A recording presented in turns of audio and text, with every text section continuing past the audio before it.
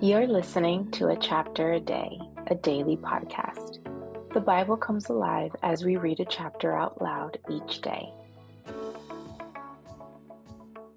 Hello, it's time for a chapter a day. Today we are reading Ezra chapter 9, and here's what it says.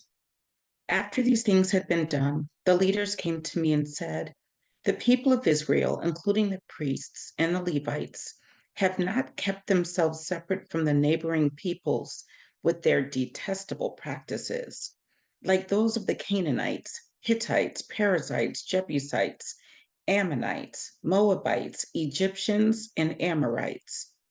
They have taken some of their daughters as wives for themselves and their sons, and have mingled the holy race with the peoples around them. And the leaders and officials have led the way in this unfaithfulness."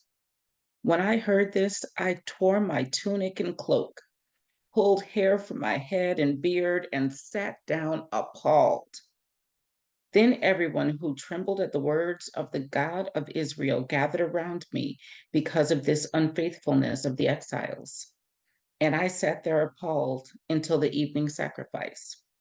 Then, at the evening sacrifice, I rose from my self abasement with my tunic and cloak torn and fell on my knees with my hands spread out to the Lord my God and prayed.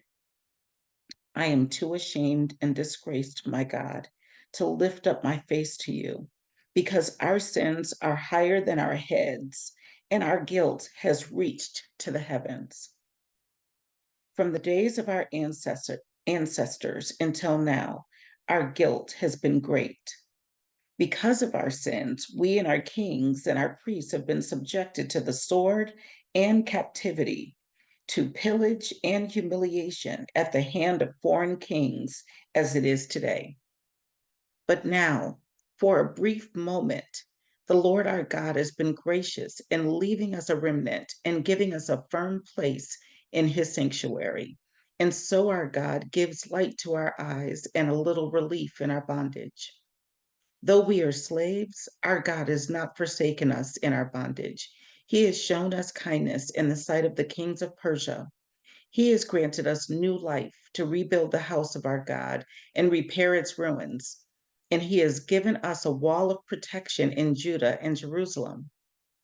But now, our God, what can we say after this?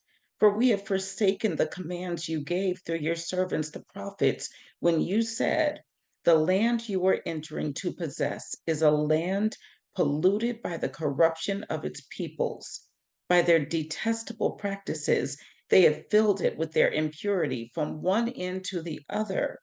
Therefore, do not give your daughters in marriage to their sons, or take their daughters for your sons. Do not seek a treaty of friendship with them at any time, that you may be strong and eat the good things of the land and leave it to your children as an everlasting inheritance.' What has happened to us is a result of our evil deeds and our great guilt.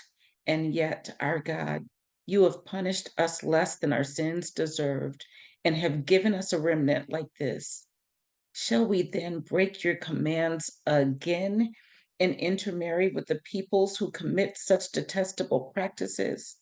Would you not be angry enough with us to destroy us, leaving us no remnant or survivor? Lord, the God of Israel, you are righteous. We are left this day as a remnant. Here we are before you in our guilt, though because of it, not one of us can stand in your presence." That was chapter 9 of Ezra. See you tomorrow.